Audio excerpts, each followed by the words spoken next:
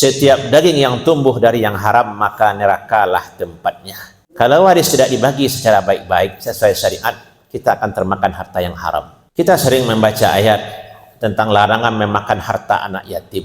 Yang banyak memakan harta anak yatim itu ternyata kita. Kalau warisan tidak dibagi, hak saudara tidak diberikan, kemudian saudara meninggal dan anak-anaknya tentu berhak warisan, sementara kita tidak membagi, disitulah kita memakan harta anak yatim.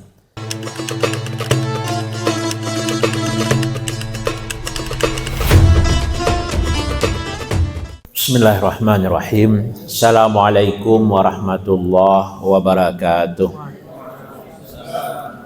Alhamdulillahirabbil alamin. Alhamdulillahillazi hadda hududahu fil mawaris wa waffaqana litafaqquh fi dinihi fi babil mawaris. Walakin lil asaf na'isu fil mujtama' ka'annahum yakrahunal mawaris. Asyhadu an la ilaha illallah wahdahu la syarikalah wa asyhadu anna Muhammadan abduhu wa rasuluh. Allahumma shalli ala Muhammad wa ala alihi wa ashabihi wa man tabi'ahum bi ihsanin ila yaumiddin, amma ba'd. Kita puji Allah Subhanahu wa ta'ala yang telah mempermudah kehidupan kita dengan aturan-aturannya, salah satunya aturan waris. Kita puji Allah Subhanahu wa ta'ala yang telah memberi taufik, kesempatan kepada kita untuk mempelajari masalah waris. Dan kita pun sadar kita hidup di tengah masyarakat Minangkabau yang kadang seolah-olah tidak menyukai ilmu waris itu sendiri. Salawat dan salam buat Nabi Muhammad sallallahu alaihi wasallam. Yang kita hormati panitia dari Kanwil Kementerian Agama Sumatera Barat, kita hormati tuan rumah dari Kementerian Agama Kota Padang Panjang, kemudian yang istimewa ustazah Kota Serambi Mekah. Semoga rahmat Allah tetap tercurah untuk kita bersama. Jadi waktu Bapak menghubungi pertama tak narasumber masalah warisan, saya tanya materinya apa atau targetnya, kurikulumnya, diserahkan kepada Buya. Ilmu waris di dalam Islam begitu rinci di dalam Al-Quran. Itulah surat An-Nisa ayat 11, 12, 13. Dan di dalam hadis Nabi juga sangat banyak. Dan kita di Senawiyah, di MAN, sampai kuliah di UIN sudah diajarkan masalah warisan. Tapi karena jarang dipraktekkan, kita pun lupa. Apalagi terkait dengan matematika, rumus-rumus. Ditambah lagi masyarakat juga jarang bertanya masalah warisan. Seperti disampaikan Pak Kabid tadi, ya ceramah masalah warisan itu jarang. Tapi saya rasakan akhir-akhir ini dengan ada program pemerintah mensertifikatkan tanah, maka ceramah tentang warisan itu sering diminta. Jadi Kamis kemarin saya juga ceramah masalah warisan, dan bulan depan juga akan ceramah lagi masalah warisan. Karena dengan adanya sertifikat gratis hari ini, masyarakat berlomba-lomba membuat sertifikat tanah, dan orang yang bersengketa merasa siapa yang paling duluan membuat sertifikat maka dialah yang punya. Ini terjadi hari ini. Baiklah, bahasa Indonesia mau yang ya bahasa Minang, balilah ke bahasa Minang, awak saja. Yang bahasa Minang, yang bahasa Indonesia itu biasanya khutbah Jumat atau ya bahasa Indonesia. Selain dari itu bahasa Minang. Kita mulai dari daerah Hawa. Walaupun Islam itulah masuk ke Minangkabau sejak mula orang Banagari. Lama Islam itu di Minangkabau. Bahkan di masa lampau pun ya tahun 1400-an, 1600-an, ulama-ulama Minang itu cahaya ilmunya sudah menerangi Nusantara. bahkan sampai ke luar negeri. 1400, 1600 ya, ulama-ulama Minang, Datuk Ari Bandang di Tiro mengislamkan Sulawesi. Ya, Pakih Muhammad Raja Bagindo sudah mengislamkan Thailand. Ya, bahkan mendirikan kerajaan Islam sampai ke Sulu, Filipina. Sudah banyak ulama. Namun dari manuskrip-manuskrip yang ada, seperti yang ditulis oleh Syekh Ahmad Khatib, beliau menceritakan sekitar tahun 1880 ketika beliau belajar kitab Faraid, kitab fikih Minhajut Talibin di Kota Tua Balai Gurah. Bab warisan ini dilewati saja, tidak dibahas. Itu cerita pengalaman beliau tahun sekitar 1870-an. Dan setelah kita lihat manuskrip, ada 2 buah manuskrip tulisan tangan kitab fikih Minhajut Talibin, memang terbukti seperti itu. Bab nikah, bab salat banyak coretannya, sementara sampai di bab faraid bersih, berarti memang tidak dipelajari sama sekali. Nah, itu manuskripnya ada di pustaka kita. Kemudian 4 bulan 10 hari sebelum Syekh Ahmad Khatib meninggal dunia, beliau juga kembali menceritakan masalah ini dalam biografi beliau Al-Qaulut Tahif an Hayati Syekh Ahmad Khatib bin Abdul Latif Al-Minangkabawi. Dan buku yang pertama mengkritik masalah warisan di Minangkabau adalah karya beliau sendiri. Beliau tulis sekitar tahun 1898. Berarti di usia beliau 38 tahun. Beliau karang kitab Ad-Da'il Masmu' lima yuwarrisul akhawats wa ibnul akhawats ma'a wujudil usuli wal furu'. Seruan kepada orang yang mau mendengar, kepada orang yang memberikan warisan kepada saudara perempuan dan anak saudara perempuan, padahal yang meninggal masih ada ayah, masih ada ibunya. Buku ini ditulis dalam bahasa Arab dan sampailah ke Minangkabau, melahirkan pro kontra atau orang ribut. Beberapa tahun kemudian muncul pertanyaan agar permintaan dari Minang agar beliau terjemahkan buku itu ke dalam bahasa Minang atau bahasa Melayu, karena tidak semua orang Minang bisa mempelajari bahasa Arab. Maka beliau karanglah kitab Minhajul Masyru' fi tarjamati kitab Ad-Da'il Masmu'. Ini bukunya. Ya, usianya tentu sudah lebih dari 100 tahun. Di sebagian naskah masih ada juga stempel Snok Hargorenye. Karena memang dari perpustakaannya, dan ini dari perpustakaan Leiden ya. Masih ada tulisannya Universitas Leiden. Setelah beliau terjemahkan ke dalam bahasa Minang, maka makin banyak orang Minang mempelajari faraid dan banyak pula muncul pertanyaan-pertanyaan ke Mekah. Maka 5 tahun sebelum beliau meninggal, 1911, beliau karang lagi kitab yang berisi jawaban-jawaban terhadap pertanyaan dari Minangkabau kepada beliau. Beliau tulis, inilah risalah yang bernama Al-Jauharah Faridah fil Ajwibah Mufidah, pada menyatakan hukum tanah syubhat dan haram, karangan yang alim, yang imam pada makam Syafi'i di Masjidil Haram, yaitu Tuan Guru Syekh Ahmad Khatib bin Syekh Abdul Latif Khatib Ibnu Syekh Abdullah Minangkabawi, negeri Jawa. Nafanallah bi'ulumihi wa adama lana aziz wujudihi. Cetakan 1314, berarti sudah 130 tahun. Juga ada stempel Leiden. Dan ini bisa kita baca kalau ada kajian turas kita ya Ustaz. Ini tipis halaman. Kalau yang tadi banyak. Kalau karang beliau terakhir sebelum meninggal ini hanya 30 halaman ya. Menjawab masalah-masalah yang dilaporkan kepada beliau terkait harta warisan. Jamaah rahimakumullah, waktu terus berjalan. Syekh Ahmad Khatib memang tidak kembali ke Indonesia, tidak kembali ke Minangkabau, tapi melalui murid-murid beliau mulailah orang mempelajari masalah warisannya. Syekh Sulaiman Ar-Rasuli beliau dirikan tarbiyah candung, dimulailah perkara warisan.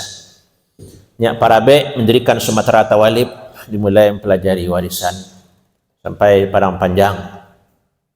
Murid kesayangan Syekh Ahmad Khatib, ayah Buya Hamka, Dr. Abdul Karim Amrullah juga mendirikan Tawalib. Dan di Jaho, ya, Syekh Jamil Jaho juga mengajarkan fikih. Maka sejak itu mulailah orang banyak mengkaji masalah warisan di Minangkabau. Seperti itu waktu terus berjalan, dan itu di masa penjajahan. Karena ini suatu hal yang baru, yang selama ini warisan itu untuk anak perempuan dan kemenakan. Maka dengan adanya faraid, otomatis hak perempuan dan hak kemenakan itu mulai berkurang. Setelah kemerdekaan, suasana mulai tenang, maka mulailah musyawarah-musyawarah dari 1952 sampai 1968. Pertemuan-pertemuan di Minangkabau masalah warisan.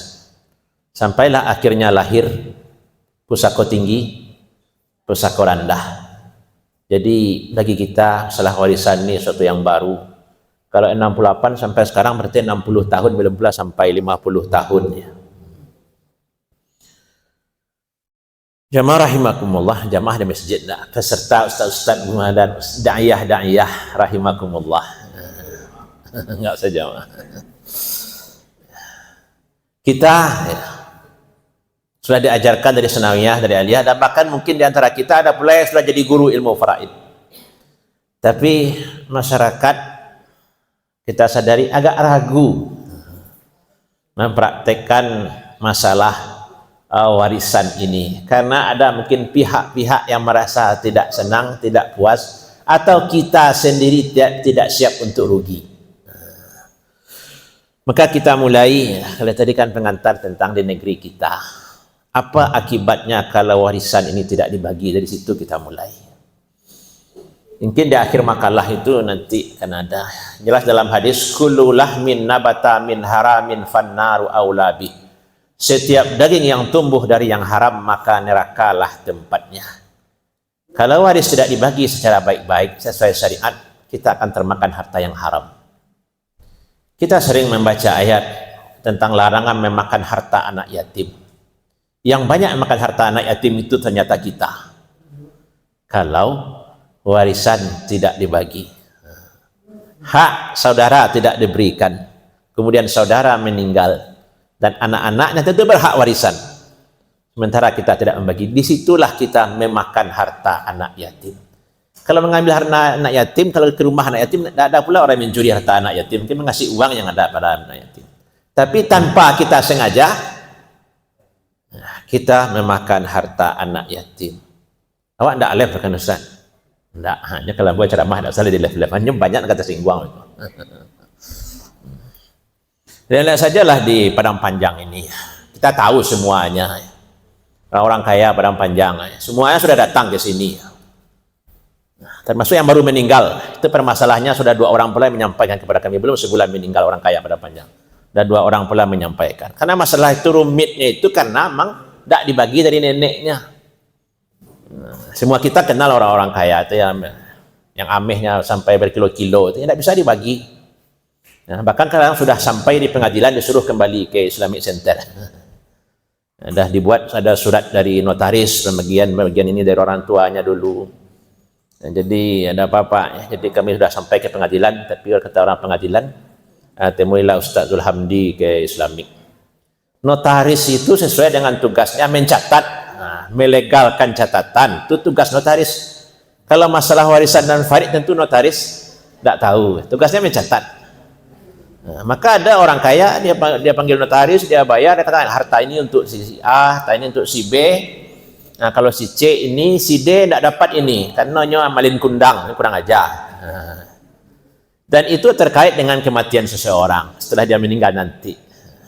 Kalau dia membagi ketika dia masih hidup, nah, dan itu sudah timbang terima, sudah pindah hak, itu tidak ada masalah, tidak ada hubungannya dengan warisan lagi. Tapi kalau setelah saya meninggal nanti, ini dapat ini tidak, maka dia masuk ke bab wasiat, dan tidak sah wasiat itu kepada ahli waris. Maka saya sampaikan, maka seluruh yang ada di kertas ini terkait hal ini tidak berlaku. Notaris tidak ada salahnya. Tugas notaris catat. Demikian juga ya pesan orang tua. Jadi kalau orang tua berpesan rumah ini untuk ini, rumah ini, itulah warisan yang wajib kita langgar kalau ingin menyelamatkan orang tua. Nah, di sini kita ustadz-ustadz juga harus hati-hati mengaji masalah faraid. Karena sering juga ustadz-ustadz itu kalau dalam ceramah itu pesan orang tuanya dulu itu pesan, inilah pesan orang tua yang wajib dilawan. Nah, kalau bahasa inilah pesan orang tua yang wajib dilanggar. Karena kalau kita ikuti pesan orang tua sementara tidak sesuai dengan syariat. Nih, maka di akhir makalah ada saya buat masalah pesan orang tua itu. Kan sering orang merasa, inilah pesan orang tua. Pesan itu yang tidak boleh. Kecuali dia memang memberikan kepada anaknya. Kemudian dalam hadis yang terkenal, mungkin sering diceramahkan Ustaz Arab ini. Mana Ustaz Arab tadi? Oh, begitu. Atasnya. Nah.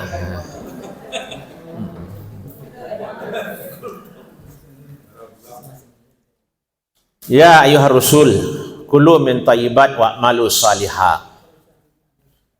Wahai para rasul, makanlah yang halal dan beramal salehlah. Nah, summa zakara rasulu rajulan. Kemudian Rasul menceritakan tentang seorang laki-laki yamuddu yadaihi ila sama, dia berdoa dengan penuh khusyuk.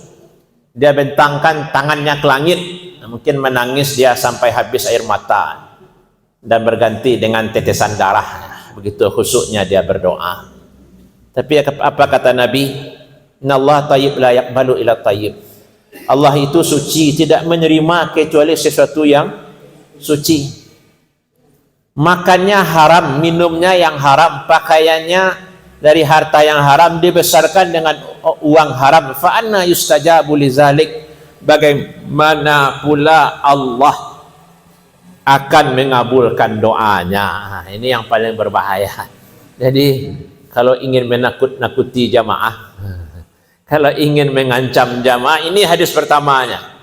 Doa tidak akan dikabulkan, salat kita 5 waktu tidak akan diterima, umrah, haji kita, sedekah kita tidak diterima.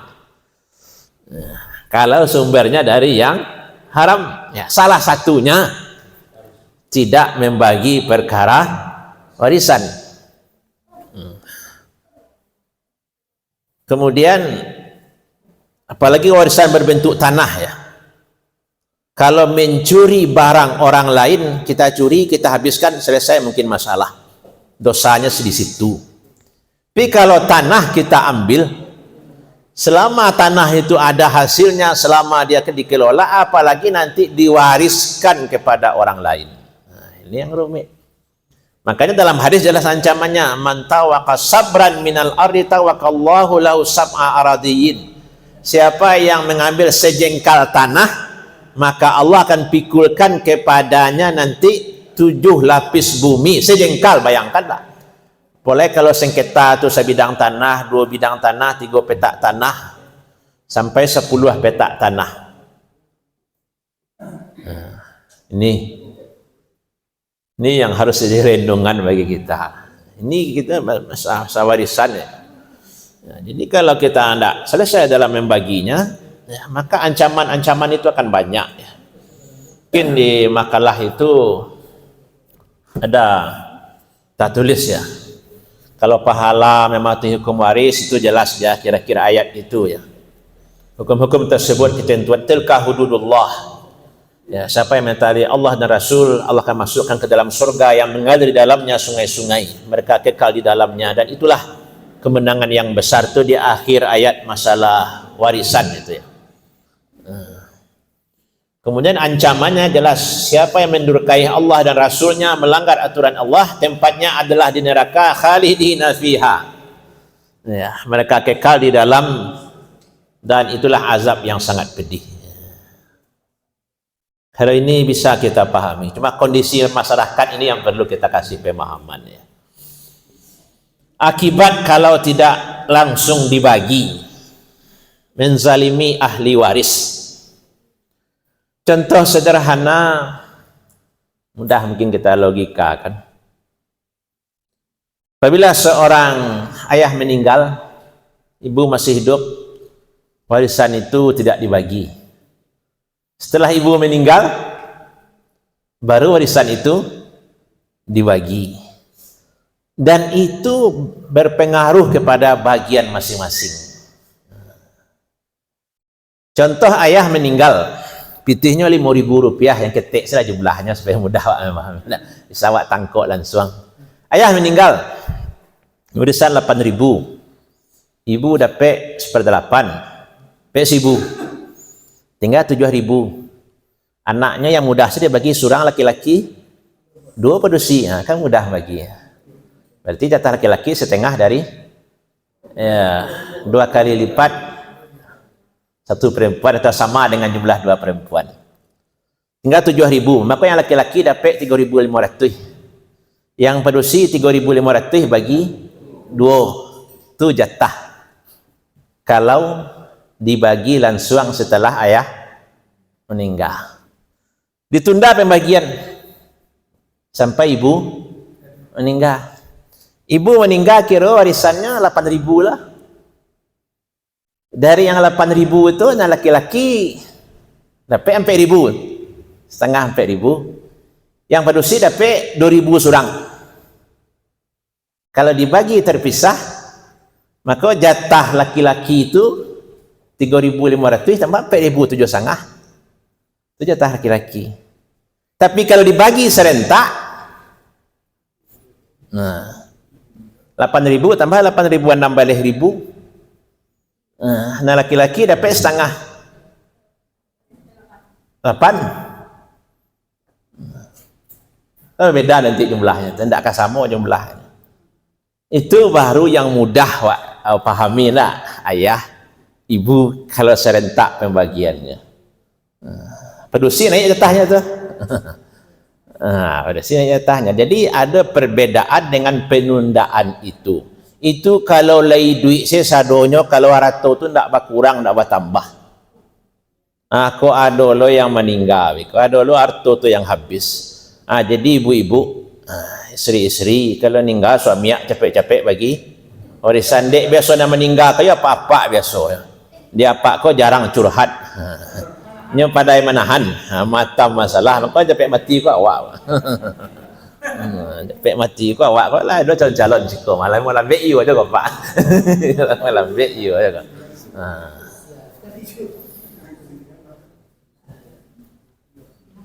Kan mudah mengucapnya dalam ceramah seperti itu, tapi dalam memprakteknya dalam kehidupan itu serba susah wak. Kok ada wak anak keceng ke emak wak bagilah harto apa lah meninggal, itulah mulai. Kalau ligalak ibunya tak bakal tak cari ni emak wak, because wak lo jadi melingkundang. Cuma ibu itulah yang harus memahami masalah itu. Maka ke ibu-ibu majlis taklim cocok lah ceramah wade kau.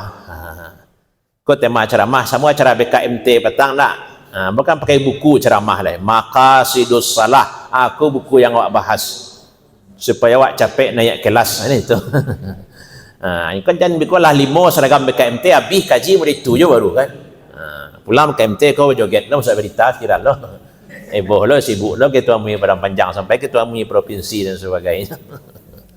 Ya rahimakumullah. Jadi menunda-nunda itu menzalimi ahli waris, menzalimi orang lain sendiri kadang dosanya apalagi menzalimi telun sanak sendiri, darah daging sendiri. Itu yang pertama. Yang kedua, potensi dosa. Memang kau disebut potensi dosa, tidak langsung berdosa. Kalau lagi sama setuju dia li bakarela hasan anak kau sadonya. Dia amaknya menunda ke mungkin tak banyak tu dosa amak. Tapi rilah tu kan mencelik waktu lah nya. Sedang anang sanang hati, sedang galak urah rasakinya galak saja. Sedang sampik tu dia sedang banyak perlu piti. Tu hilang relanya dah. Situ tiba dosa. Dosa. Awak selaku amak lah susah lah mengandungnya 9 bulan. Melahirkannya antara hidup yang mati. Kabarnya sakit melahirkan tu ya bu. Kami apa-apa kau nak mencuba. Ya sadeh sakit melahirkan tu kabarnya. Kita entah hidup mati. Kalau banyak pahalua ke anak, jasua ke anak, jangan miko jasua ko karena ndak membagikan hak waris di ayahnya yang meninggal, abih jasua melahirkan menggadangkannya. Iko lo nama bawa kenarako iko. Kan iko kabarnya nanti terjadi di salah satu keluarga awak di Padang Panjang, amaknya tidak mau membagi warisan tua. Lah meninggalnya iko baca kak anak semua anak meninggalkan sengketa, baik secara agama, secara keluargaan, bisa terjadi. Dulu barang mungkin 2 bulan 3 bulan yang lalu orang mengadu ke Maria, ya sampai nama, alhamdulillah dia rapitif saat. Amehnya waktu meninggal mungkin lagi 150 ameh. Nah, adalah kami bedang sanak namanya minjam. Setelah mak kau meninggal, amih mak nanti tinggal kau disimpan orang di rumah, yang tinggal di kampung.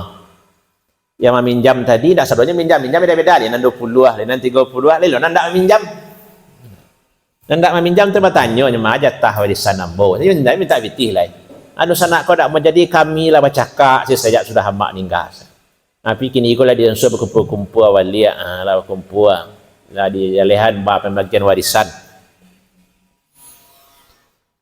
Akhirnya lah bertamu. Pas bertamu itulah bertanya orang mameh nan tinggal di luar nanti pinjam tadi. Kira nan tinggal di rumah, kau lah dijual di dun sanaknya nan tinggal di rumah tu. Boh lah sadiang membagi, sadiang kamu makan kamu sama-sama tadi. Tapi kinilah dapik masuk berjanji ke mansuan-suannya, teleponnya mau beli alhamdulillah ustaz. Kami lah musyawarah lah jaleh dulu hitam putihnya. Saya minjam banyak, saya minjam seketik lah berjanji 1 tahun 2 tahun untuk membaginya. Kalau rumah ia menangis lo nan susah hidupnya rumah kau untuknya. Wa'a lah sepakat lo kami nan rumah kau yo tapi nan utang ameh bayar. Nan rumah biarlah.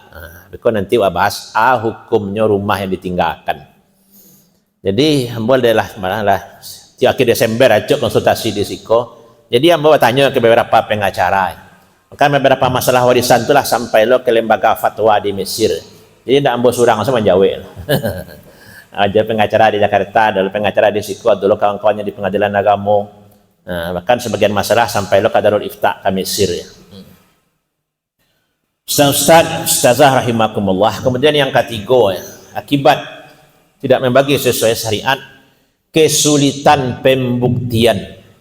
Penundaan lama dapat menyebabkan hilangnya dokumen atau saksi. Itulah kalau yang di Pak Kuah, Pak Kemenak paham mana tuh. Ada orang minta isbat nikah tu 50-an ya Ustaz untuk membagi warisan. Orang itulah kambo sebenarnya dari awal tuh, lama sampai jangan sampai ke pengadilan. Kalau bisa awak semua awak salah. Kalau ke pengadilan rumit wiko. Kalau pengadilan tadi mintanya sampai minta surat nikah tu 50 ya kan tu kuat. Surat nikah umur sekian menyatakan berhak dan balau hak warisan orang yang nikah siri. Dan itu terjadi. Karena ada kasus di awak ko, istri 1, istri 2, istri 3 ko siri. Yang kampek ko ndak siri dah, anak-anaknya yang ndak tahu. Yang apa ko resmi nikah, ada buku nikahnya. Adalah nak situ surang. Adoleh menuntut bahasanya siri kau tak dapat dah. Dan dapat kau modal apa kau dulu dari isteri pertama. Apa melarian peti amak dulu, isteri kedua kau dapat senang kan. Apalagi isteri 3 nak dia rancak. Dah tiba kemudian rumit dalam permasalahan. Jadi bab pembuktian nikah tahun-tahun 50-an 60-an. Boleh orang awak merus-urus usaha kau biasanya ndak do surat menyurat awak sama awaknya. Jadi pakailah, kan itu cerita Ustaz Jasriman tadi. Pakailah kau sampai bila wah. Masa musaji. Mayoritas musaji kau surat wakafnya ndak do. Kan ada tu barang luar tu kantor di negari dak do sertifikat wakaf musaji, dak do sertifikat wakaf SD, dak do sertifikat wakaf. Hikmah kadang ada lah mah mengaman Kota Baru tiba Siko. Dek sertifikat tanah man Kota Baru tu ndak do. Kau tiba Siko. Kalau tidak ada di Pemko tiba lo yang PK di Periaman. Kan itu sejarahnya tiba di Siko. Orang Periaman namun bagi 10 hektar tanah pribadi bisa keluar sudah langsung. Sementara di Man Kota Baru tu rumit ngurusnya. Karena dulu pernah dipakai Jepang, pernah pakai Belanda, pernah pakai Nagari, entah siapa punya. Jadi pembuktian surat-surat saksi itu hilang kalau semakin ditunda dan ditunda. Kemudian kerugian material, itulah pasti itu. Karena tidak dibagi secara langsung. Ada yang meninggal. Nah, kadang-kadang dalam merantau jauh, tidak tahu lah. Ini merantau ke Malaysia dulu, kira Malaysia lah nikah, tapi tidak ada alamat surek, tidak ada lah nomor HP, tidak ada lah. Orang ingin bagi warisan kini, rumit jadinya. Pasti ada yang dirugikan, bahkan ada yang rugi total. Yang merantau itu hilang ya. Inilah sudah di bagian yang di kampung saya. Tanah kiranya digadainya. Di mamak kiranya diagihnya lo kanaknya. Lah do sudah suri digadainya kanak tayu gadainya tanah atau suri cicak saya suri main-main. Jadi banyak yang akan timbul ya. Kalau warisan itu tidak dibagi sesuai syariat. Kemudian masalah hukum, kok kadang di daerah awak satu sisi awak tidak syukur ke pengadilan. Kan di masyarakat awak kalau ada nama buat pengadilan kan hanya dikucilkan di kampung. Perselisihan dapat berujung pada perkara pengadilan yang memakan waktu dan biaya itu bayar pengacara lah. Dan sengketa tanah kok disumbarkan tertinggi ya. Bila pengadilan berapa banyak orang sengketa tanah, baik pengadilan sikut, pengadilan lima salah. Dan kalau tanah-tanah lama itu pun terkait dengan tanah pusaka usia yang punya sawananya. Ada masalah baru, orang menggadai kalau rupiah hameh masih tahu orang rupiah hameh itu bantu kira rupiah hameh tambah lu perak itu tidak ada kini dah. Saya suka orang tanya orang tu hameh tidak saja ambang kali hameh tidak tahu lah buat perkara ikut dah. Saya bayangkan. Kau terkait pegang gadai kan babnya. Jadi di Minang kalau cerita masalah warisan terkait dengan pegang gadai. Dan nanti sampai waktu masalah itu. Kemudian ya, kalau pegang gadai, andai ambo contoh ambo meninggal, waktu hidup ambo menggadaikan tanah keluarga ambo ke Pak Bas lah, Pak Bas orang kayu. Waktu tanah keluarga ambo ke Pak Bas. Setelah ambo meninggal, apakah warisan ambo tadi atau yang disampaikan tadi masalah hutang piutang tadi? Apakah anak ambo berkewajiban menebus harta keluarga ambo yang tergadai ke Pak Bas atau tidak? Tekan rumit pembuktiannya. Kalau hukum biasa jawa awak, masalah kau banyak terjadi, adalah tak jadi kini tanah-tanah yang mahal. Kalau kira aja awaknya tu. Ya, di Jawa wajib saya tidak bisa lah. Kalau lah sepakat lah, mau judun sana, mau dulu menggadai, mau ke menggadai, kuah setuju menggadai. Saya tidak dulu baca-baca hutang, ada berarti anak mau tidak lo wajib menebus itu. Tapi kalau ambo tidak musyawarah dulu, ambo gadai saya surang di ambo dan di kampung, ambo datu, ambo gadai saya tanah suku. Otomatis anak ambo berkewajiban menebus. Tapi belum tentu lah anak kamu lah. Itu urusan apa jo sukunya, itu tidak ada urusan jo anak. Nah, ada orang kayu Pekumbuh pernah jadi upati dulu, tidak salah. Lenyol oleh orang tahu jo kaji jo. Paknya dah tua kan di Pekumbuh orang barajo, paknya rajo. Tanah-tanah suku dulu yang digadaikan oleh ayahnya selama jadi rajo Pekumbuh ditebusnya sadonya. Ditebusnya atau tu adegiannya kemenakan ayahnya, biar tanah tu beliau. Dulu ayah menggadaikan tanahku untuk menyekolahkan kami. Kini kami lah jadi orang sadonya. Jadi beberapa tanah tu yang digadaikan ayah ambo dulu, apakah nyo sepakat legal atau indaknya menggadai, ambo tebus kini abiaklah.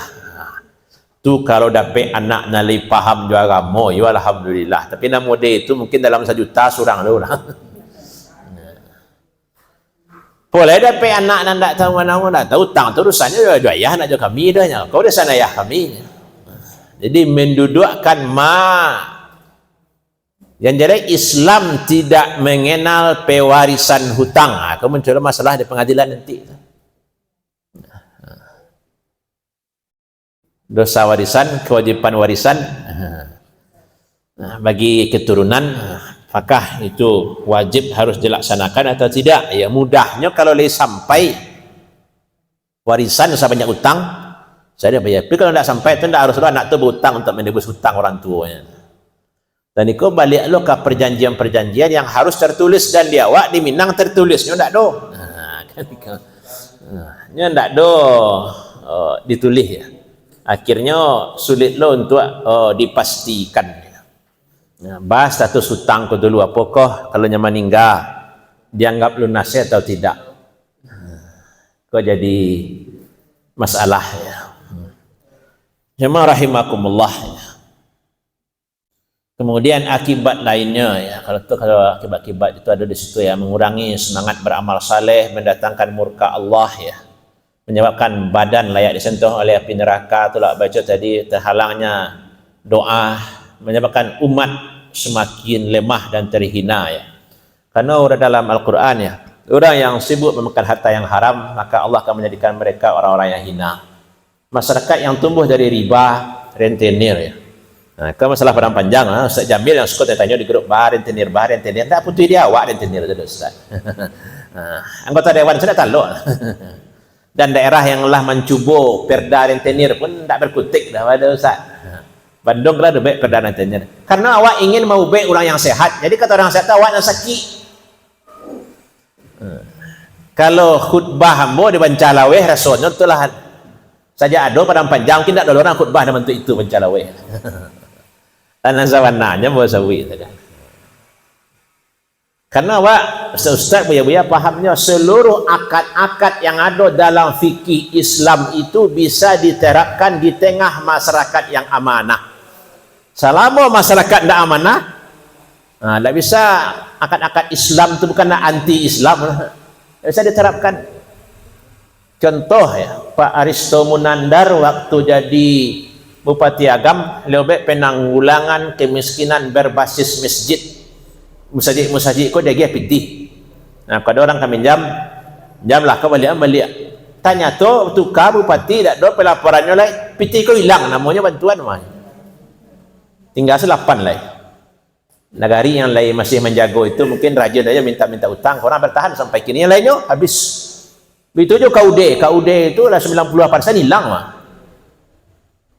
Dengan barang panjang kan mungkin ada orang mencuba ambil koperasi membantu orang tercekik rentenir, ada petirnya hilang lah. Masyarakat itu yang alun siap, bukan sekedar ini itu aturan tak muah dosa.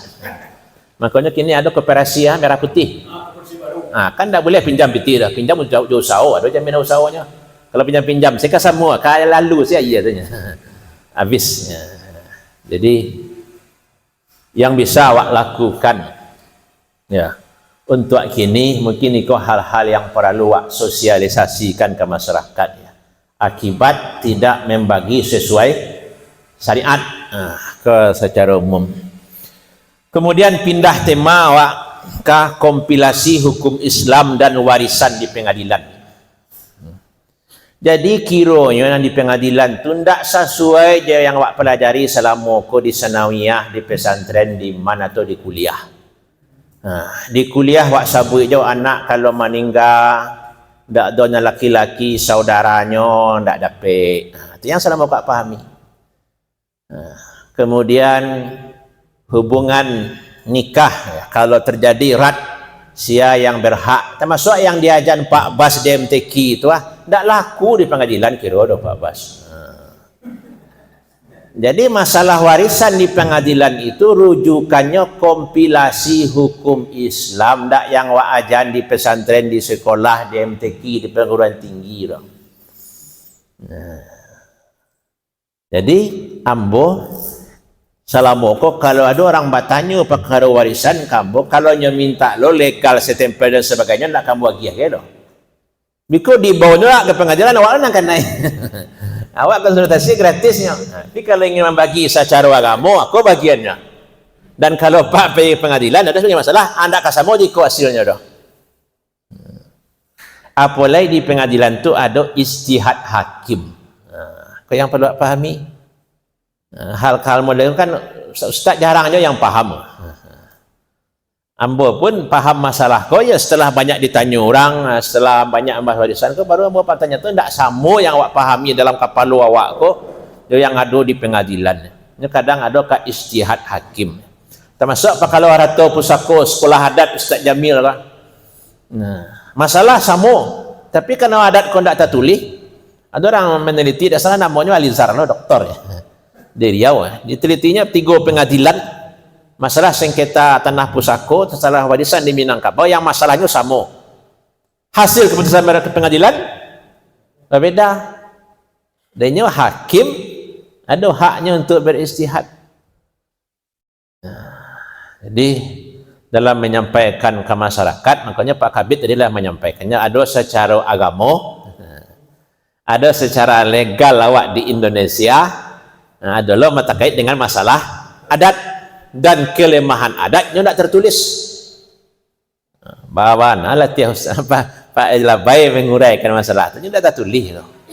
Bisa orang membantah, bisa orang setuju, bisa orang tidak setuju. Ke masalah kompilasi hukum Islam, masalah faraid yang legal di Indonesia di pengadilan agama. Tidak sesuai yang ada yang berbeda, tidak lo sado tidak sesuai. Ada hal-hal yang tidak sesuai ya. Kemudian warisan secara umum malah kompilasi hukum Islam lah.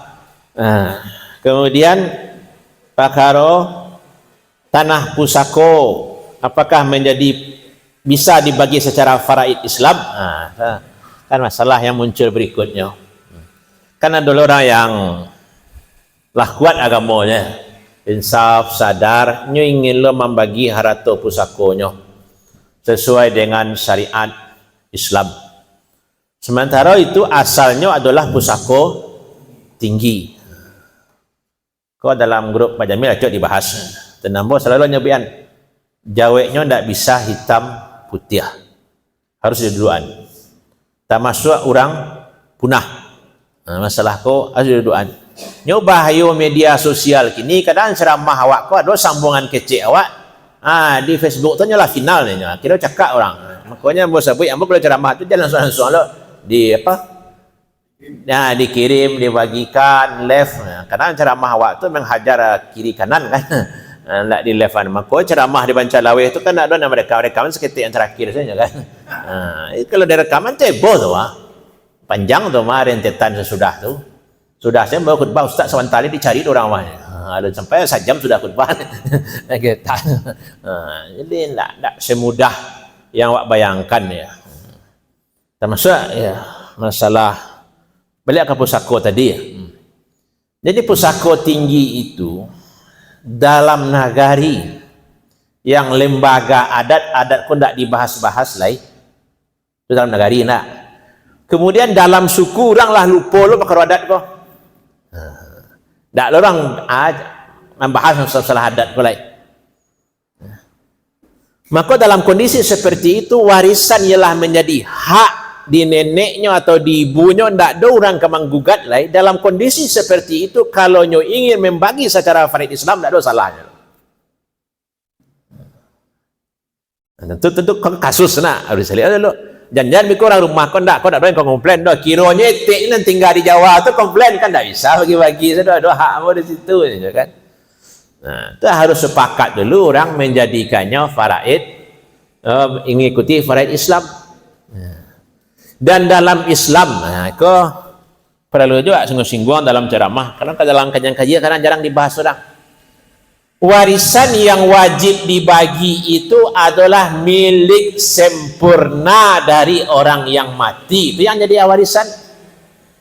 Tapi kalau nyoba campur-campur berserikat, orang tu alun warisan lain.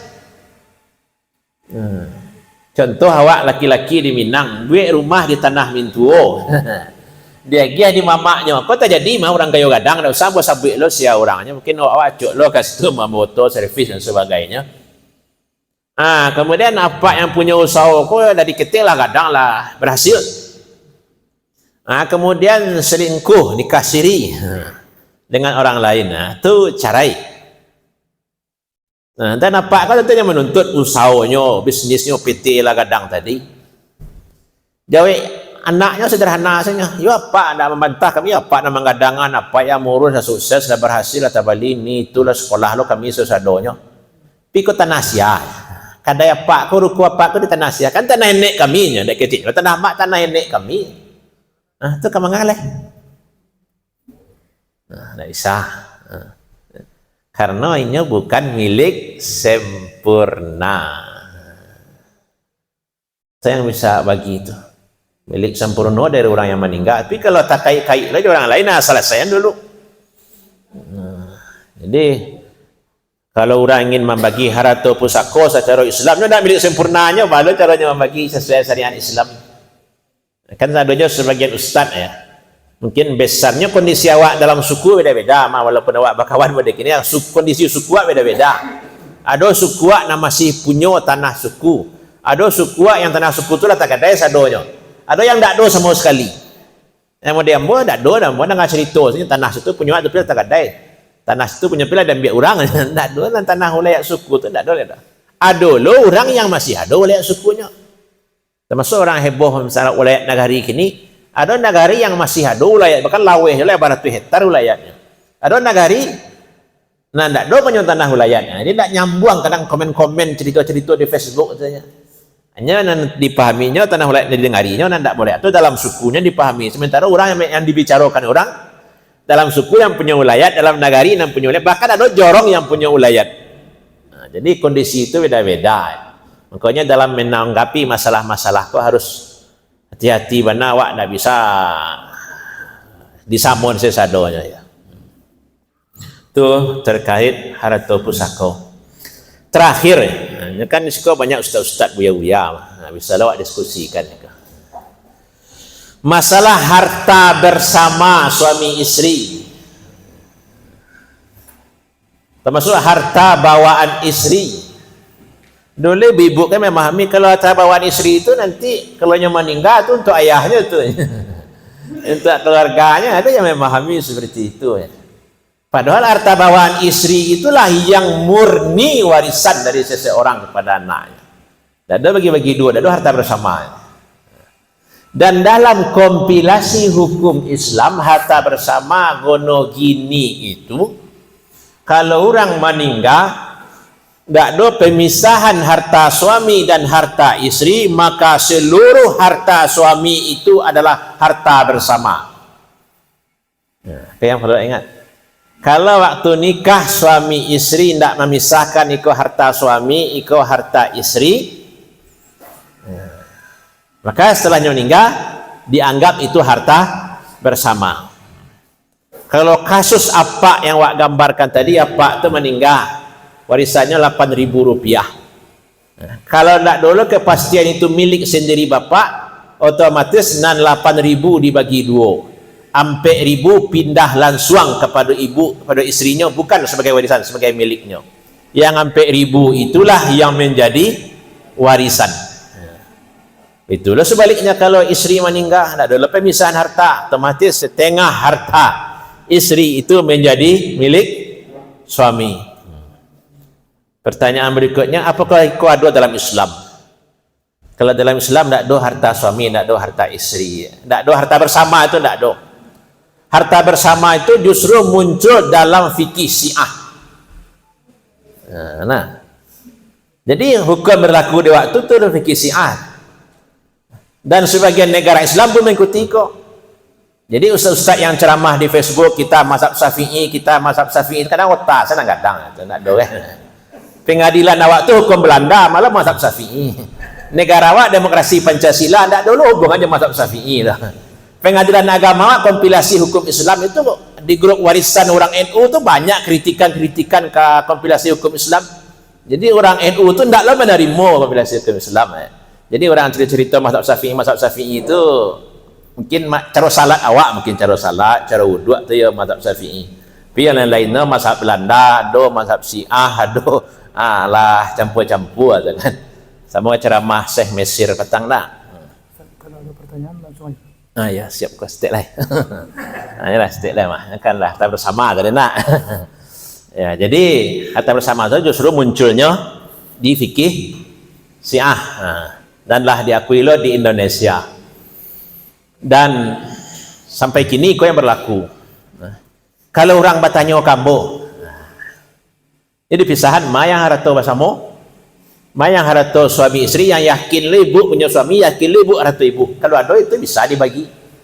Atau ibu menganggap yo sama salah kedua-duanya. Harta suami istri yo sama salah. Ustaz, dia orang awak ndak lo biasa memisahkan suami istri, dan itulah Ada dulu muzakarah siko dulu mah paidi sakti. Kalau dalam Islam seharusnya dipisahan mah. Ada orto suami, ada orto istri, ada orto bersama.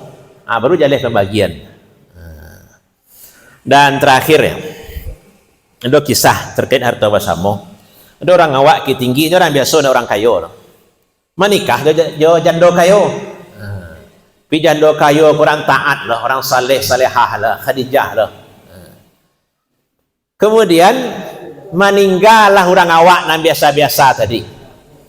Karena istrinya Khadijah orang tahu dikaji, dihubunginya lah keluarga suaminya orang Bukit Tinggi kah. Orang Bukit Tinggi, kau orang suku pengajian lo. Ragunya kamu dari mau pitih tu. Singgahnya dicarinya apa kan. Nyo tanya kamu, "Bah Ustaz, adalah keluarga kami lah lama di rantau. Berhubungan jo kami sekedar saja. Nyo nikah orang kayo. Kemudian nyo meninggal. Kata istrinya kok ado untuk kami. Cuma adik kami selama kau nak do berhubungan, nak do cerita kau agak ragu je kami menerima ya. Dari kau banyak je. Boleh jadi istrinya Khadijah tadi, penghasilannya mungkin sajak nikah japa kau. Dianggapnya kau dibagi dua ada saham dari suaminya. Sehingga berarti keluarga dari suami berhak mendapatkan warisan. Walaupun mungkin suami lapik buruak nak pagi petang ditinggal isteri kan, tak tahu apa aku di situ rumah orang tak semando dibagi orang tu. Itulah yang terjadi. Ustazah, itulah sekedar pengantar tentang permasalahan warisan yang banyak di negari awak. Kalau pembagian setengah separampe 2/3 itulah jaleh dalam Al-Quran, dalam buku-buku lah jaleh. Cuma tambahnya seketik di pengadilan agama tidak bisa langsung pas seperti itu. Karena hakim dimanapun pengadilannya berhak lo beristihad. Terima kasih dan awak tunggu masukan dari buya-buya dan ustaz-ustaz. Awak serahkan ke moderator.